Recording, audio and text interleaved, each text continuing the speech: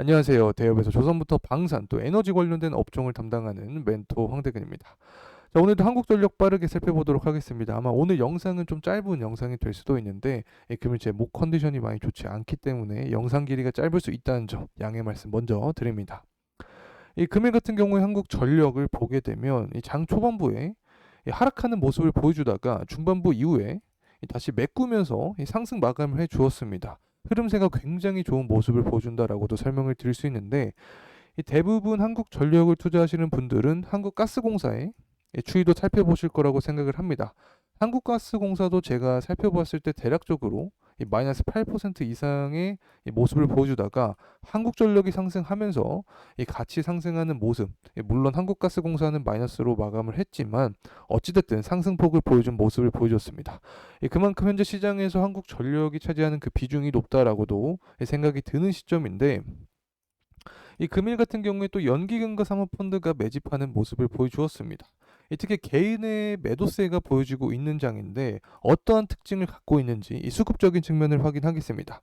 자, 그리고 또 전일과 금일 오는 이 시기에 이 천연가스는 반등을 해줬습니다. 하지만 앞서서 말씀을 드렸듯이 이 주가는 버텨주는 흐름세를 보여주고 있는데 그만큼 현재 이 시장에서 한국전력에 대한 수요가 많아지고 있다라고도 평가를 할 수 있을 것 같습니다. 그래서 단기적인 변동성은 물론 존재를 하겠죠. 최근 들어서 많이 주가가 상승을 했기 때문에 어떤 가격적인 변동폭은 존재하겠지만 결국에 장기적으로 봤을 때 우리는 이 밸류에이션 측면에서 보게 되면 이 주가가 더 상방으로 열려 있다라고 평가를 계속해서 드려왔듯이 이러한 부분을 체크를 해주시면 좋을 것 같습니다. 자, 이제 시작을 해보겠습니다. 하기 전에 이 구독과 좋아요도 한 번씩 해주시면 감사하겠습니다. 제가 특히 이 한국전력 같은 이 영상을 만들기 위해서 하루하루 굉장히 열심히 노력을 하고 있는데 이러한 부분 좀 알아주시고 이 구독과 좋아요 해주시면 감사하겠습니다. 또 이 한국전력 관련된 어떤 궁금증이 있으시거나 혹은 추가적인 이 아이디어가 계신 분들은 댓글에 남겨주시면 제가 또 많이 참고를 할 테니까 많은 관심 부탁드립니다. 우선은 수급적인 측면을 살펴보도록 하겠습니다. 앞서서 먼저 연기금 사모펀드를 이야기를 했기 때문에 살펴보게 되면 이 사모펀드 같은 경우에는 2월 16일 이후로 계속해서 들어오는 모습을 보여주고 있습니다. 제가 어떤 말씀을 드렸냐, 사모펀드는 49인 이하의 이 소수 집단이기 때문에 이 사모펀드의 매집 이 현황이 중요할 수 있다라고 설명을 드렸습니다.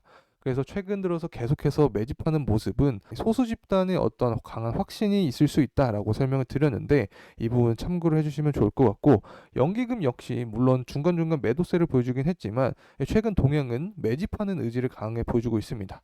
아마 대부분 연기금의 매집 현황은 좀 호재성 이슈로 작용할 수 있을 것 같은데, 제가 어떤 말씀을 드렸냐, 연기금이 매집을 할때 이 공매도에 대한 리스크도 생각을 하셔야 된다라고 설명을 드렸습니다.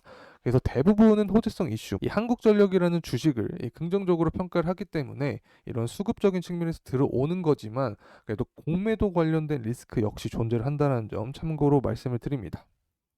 그래서 사모펀드 이 소수 집단이 매집을 하고 있는 모습은 어떤 상승에 대한 강한 의지가 들어가는 구간이다라고도 해석을 할 수 있고, 또 연기금 역시 호재성 이슈로 받아들일 수 있다. 또 금융투자부터 보험, 투신 마찬가지로 모두 매집하는 모습을 보여주고 있습니다.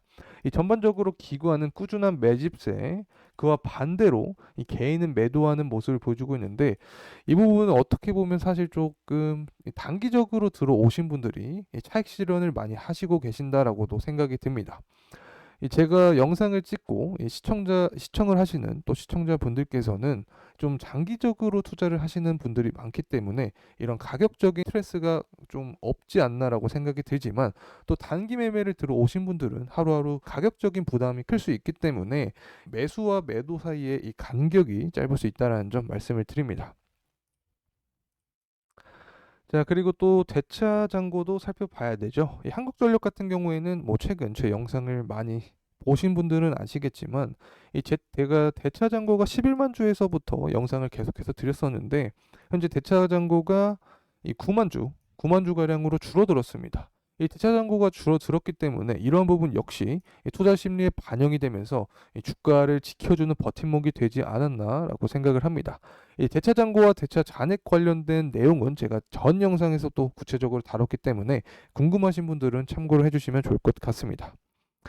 자, 이제 두바이유 관련된 이야기를 좀 해보려고 하는데, 제가 S&P 가격이 굉장히 중요하다라고 설명을 드렸죠. 뭐 다들 잘 알고 계시겠지만 이 S&P 가격에 또 두바이유와 이 천연가스가 굉장히 중요한 역할을 합니다.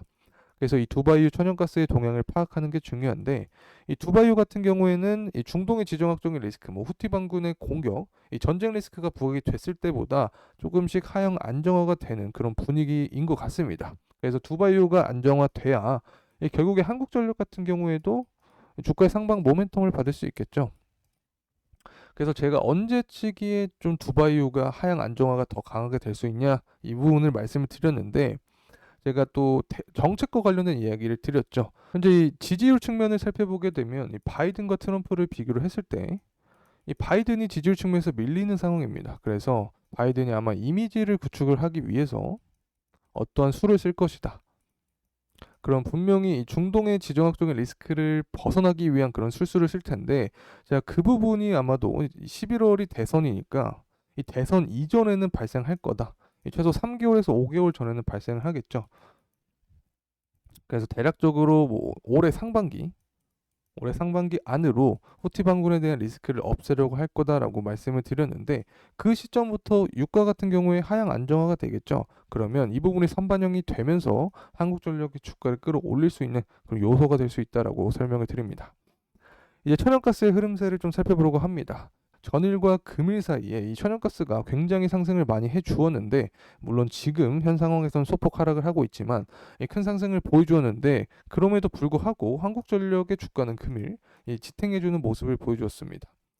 사실 24년 같은 경우 이 장기적인 측면을 봐야지 한국전력의 앞으로 방향성을 파악을 할 수 있겠죠. 이 24년 같은 경우에는 천연가스의 움직임은 그렇게 강하게 나타날 것으로 예상이 되지 않고 있습니다.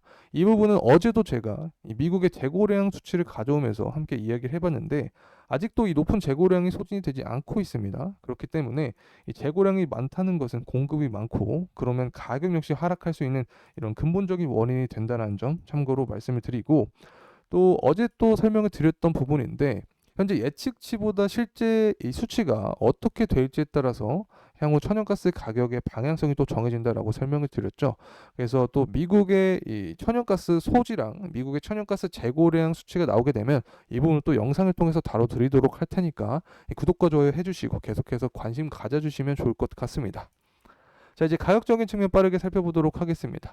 사실 전일 같은 경우에 또 제가 BPS 측면을 함께 말씀을 드렸죠. 대략적으로 제가 기억을 하는 수치가 68,000원, 평균치를 잡아서 68,000원이라고 말씀을 드렸는데, 사실 BPS가 높다고 해서 밸류에이션이 높다라고는 할 수 없죠. 영업이익 측면이 적자면 이 BPS도 무용지물일 수 있는데, 이제 한정 같은 경우에는 영업이익 흑자로 돌아섰죠. 앞으로 전망도 꾸준한 영업이익 흑자를 기대를 하고 있는 상황인데, 자, 이러한 상황에서 BPS가 68,000원인 것은 현재 주가와 비교했을 때 굉장한 저평가일 수 있다. 계속 강조드린 부분이지만 이 도쿄전력을 말씀드렸잖아요. 이 도쿄전력 같은 경우 영업이 흑자로 돌아서고 나서 주가가 상승한 게 아니라 이 저PBR 관련된 어떤 정부의 움직임이 일어나고 나서 이 80% 이상 주가 상승을 보여줬기 때문에 이 한국전력도 뭐 단기적으로 과매수 구간이기 때문에 조정폭이 나올 수 있다. 이런 경우 22,000원, 매물대가 많은 22,000원, 또 11선과 겹치는 2만원 구간에서 지지받을 확률이 높고, 이런 단기 조정을 거친 뒤에 더 건강하게 강한 상승을 이어갈 수 있다라고 생각이 듭니다. 자, 이런 밸류에이션 측면은 또 제가 이전 영상에서 다뤘기 때문에 관심 있으신 분들은 영상을 참고하시면 좋을 것 같습니다. 자, 이상으로 오늘 한국전력에 대한 영상 마무리하겠습니다. 끝까지 시청해주신 모든 분들께 진심으로 감사의 말씀 드립니다. 감사합니다.